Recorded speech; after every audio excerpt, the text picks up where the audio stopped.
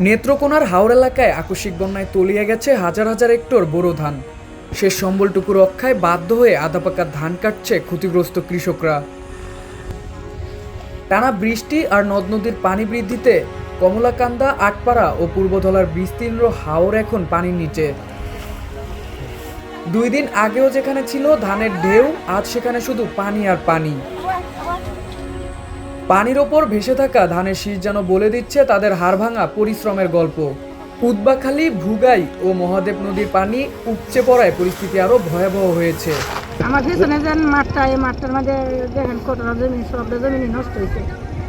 এত বড় ফ্যামিলি আমরা কিভাবে চলবাম?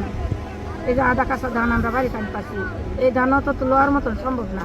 বাটাগঞ্জ বান ভাঙিয়েছে, এইখানে আমরা ঢুকছে, ঢুকে আনতে কোনো কাঁচা ধান কাটাছি। আর এই কামলা প্রচুর লাগছে কি তার আর দেখেন এই হানি ডুবিয়া কোমর হানি, মাথা হানি আমরা কাটাছি। ঋণ করে চাষ করা ধান ডুবে যাওয়ায় দিশেহারা ফিরোজা আক্তারের পরিবার। এমন চিত্র এখন জেলার হাজারো কৃষকের। জেলা কৃষি বিভাগের তথ্য মতে ইতোমধ্যে ৯,৫৬৫ হেক্টর জমির ফসল পানিতে তলিয়েছে। হাওর এলাকায় ৬৫% ধান কাটা হলেও জেলা জুড়ে এর হার মাত্র ২১%।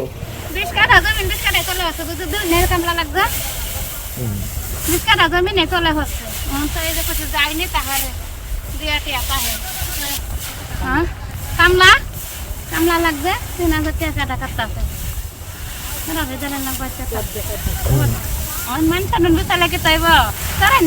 নামছি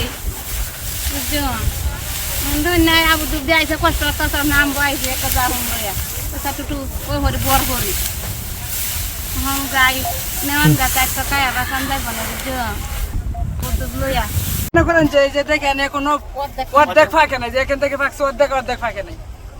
এখন মনে করেন যে গৃহস্থ কি করবো, পানি ডুবে যেতে থাকা, এই জন্য সবাই কাটিয়ে লাইতেছে। যদি রাত্রে মনে করেন যে 2 হাত পানি বাঁচছে, এখন আর পানি বাড়তে আছে।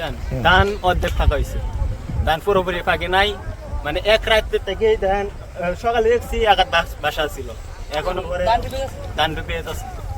আমরা এই হাল অবস্থা। খালিয়াজুড়ি, মোহনগঞ্জ, মদন ও কলমাকান্দা উপজেলার মানুষের প্রধান জীবিকা বোরো ধান।